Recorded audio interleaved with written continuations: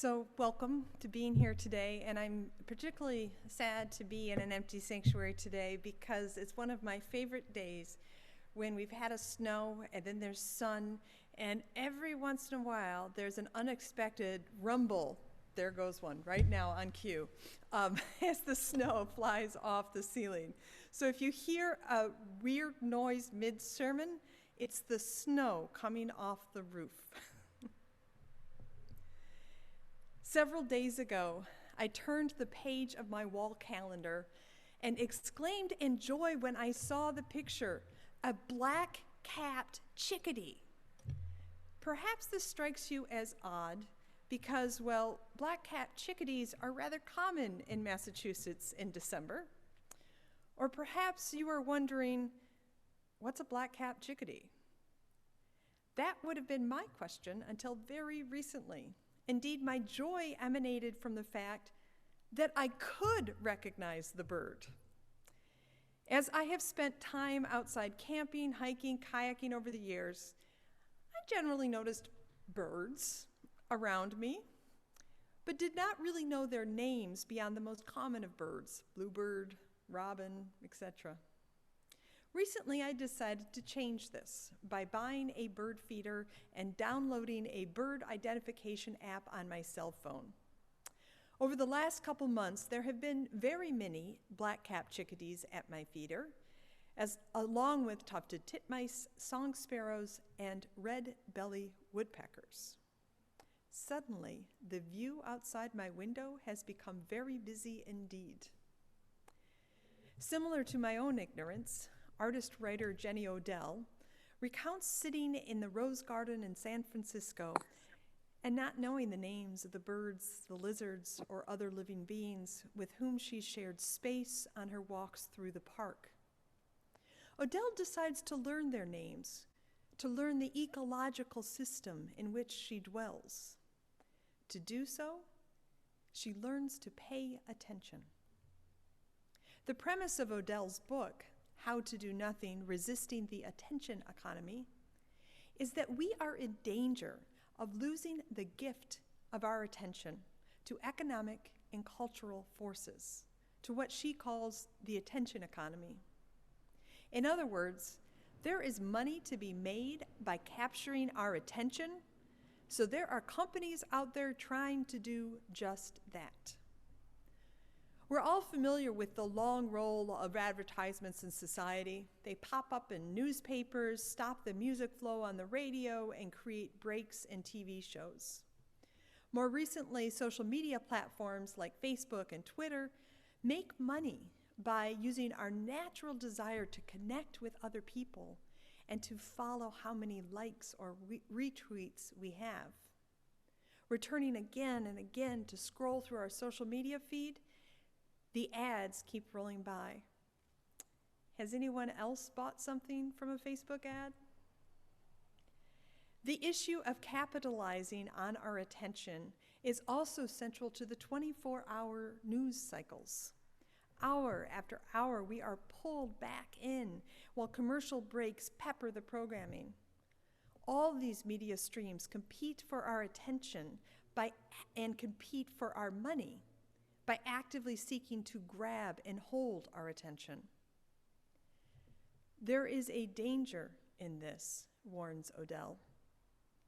As you heard earlier in the reading, we live in a complex world that needs space and time for reflection and thoughtful communication.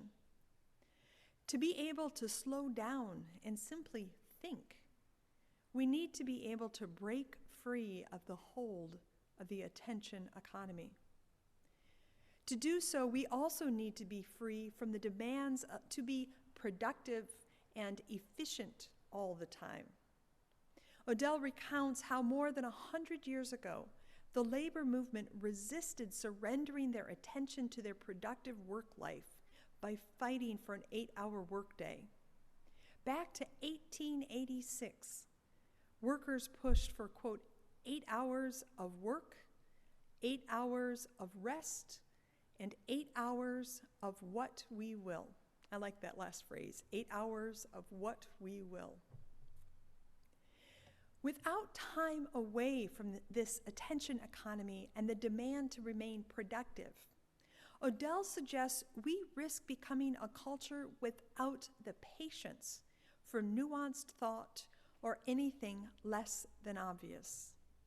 We risk becoming a culture that undermines the arts and intellectual life, as well as space and time to simply notice the birds or the gardens around us. We risk losing our way as human beings who live for more than productivity or the algorithms of social media. To cultivate a sense of the world outside of the attention economy, we need to pay attention to who and what else is out there. From either a social or ecological perspective, writes Odell, the ultimate goal of doing nothing is to wrest our focus from the attention economy and replant it in the public physical realm. Let's take a moment to do just what Odell suggests. I want us to all pause and simply look around your physical space. In other words, just for a moment, let's all do nothing.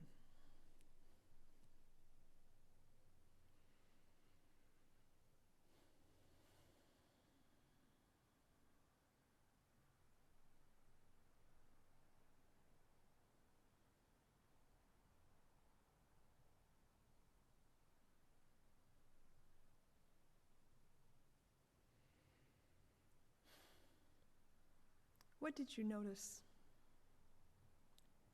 How did it feel to do nothing?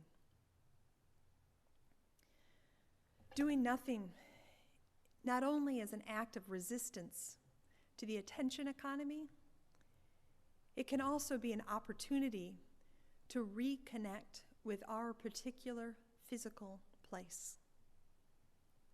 Odell tells a story of founding an old aerial survey of her childhood neighborhood.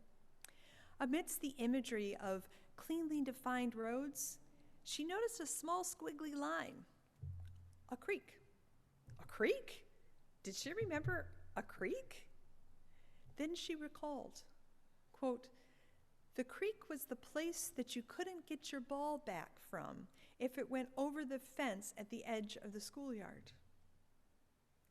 Curious about this half-remembered creek, she recruited a friend, Josh, who held his own fuzzy memories of the creek. Driving back to their old neighborhoods, they went looking for the creek. Shimmying through a break in a chain-link fence, they walked along the creek bed, dry from drought. There, beside the houses, the Bank of America building, and the new mall, rested the creek. By now, Odell knew both the source of the creek and to where it was flowing from researching maps.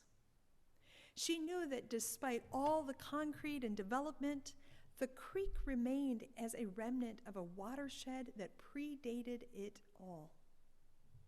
This is an example of what it might mean to notice the places in which we dwell.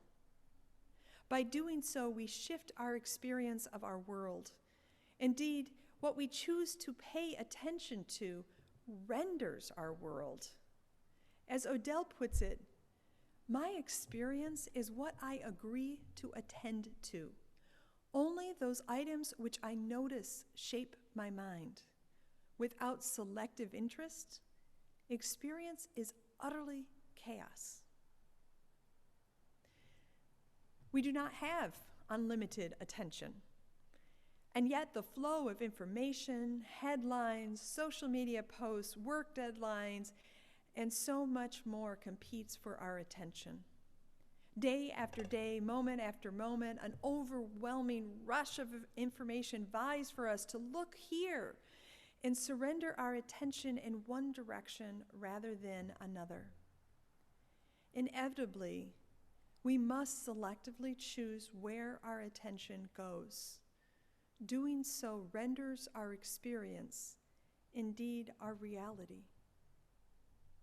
What do we notice? To what or whom do we not pay attention. Odell is careful to be clear. She's not simply advocating a mass movement away from social media. Rather, she's hoping for a mass movement of attention. She wonders just what would happen when people regain control over their attention and begin to direct it again together. Redirecting our attention can take all manner of forms. It can mean learning the names of the birds, trees, and streams in our neighborhood. It can mean learning the history of the place in which we dwell. For example, the names of the indigenous tribes who first made the trails upon which we all still travel. It might also learning to notice the flicker of racial bias that appears in you, or how to respond when a family member makes a racist comment. Redirecting our attention could also mean turning off the TV and sitting across from a loved one to have an undistracted conversation. Or perhaps it means picking up the phone to call an old friend instead of turning on the TV to watch more news. Neither I nor Odell can provide an exhaustive list of where to direct your attention. But what matters is becoming aware of the need to resist the consumption of your attention, of your life, by the attention economy. We do not always have to be buying something, productively working towards a goal, or promoting an online presence. We can also do nothing. What's at stake might just be our very humanity. Odell writes, she writes for any person who perceives life to be more than an instrument. We are more than instruments of media streams, employers, or others who would compel the value of efficient productivity over all else. To illustrate, Odell describes attending a conference. Remember those? Instead of remaining within the walls of the conference hotel, she begins to wander outside, getting to know the local flora, fauna, and topography. By choosing to do so, she realizes she would be deemed a delinquent within a framework defined by productivity. In response, she counters, quote, but the point of view of the place, I'd look like someone who was finally paying it attention. And from the point of view of myself, the person actually experiencing my life, and to whom I will ultimately answer when I die, I would know that I spent that day on earth. In so many ways, these months of pandemic have redirected our attention and our experience of life. Perhaps like me, some of you have found yourself reflecting on life's fragility and how you spend your days on earth. Answering such questions often requires nuanced thinking, as well as space and time to reflect. Perhaps what we need is to slow down, unplug from all that is seeking to grab our attention, and to do nothing for a bit. This is not a call to apathy, but a call to resist surrendering our attention to a digital flow of distractions, as well as the demand to always be productive. It is a call to notice instead the public physical world that is our life here and now in this time and space. By doing so, we begin to remake our world, rendering it by where we place our attention. What we notice will inevitably also shape how we act. Odell writes, it is with acts of attention that we decide who to hear, who to see, and who in our world has agency. In this way, attention forms the ground not just for love, but for ethics. In this month that is traditionally so busy, my hope for all of us is that we slow down, unplug a bit, and pay attention with intention. In so doing, may we also be able to say, we have spent a day on earth. Amen.